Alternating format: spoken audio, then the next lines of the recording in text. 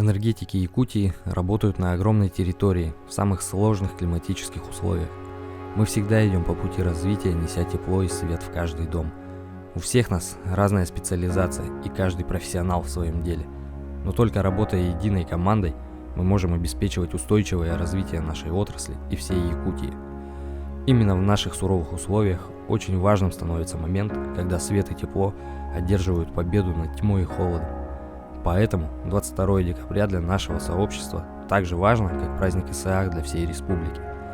Каждый, от практикантов до директоров, от кассиров и до руководителей профильных министерств, вносит вклад в наше общее дело. Благодаря нам работают станции, благодаря нам ток течет по проводам, а тепло по трубам. И именно мы предоставляем удобный сервис нашим потребителям. Поздравляю всех наших коллег и товарищей, которые трудятся на разных предприятиях и в разных филиалах по всей республике.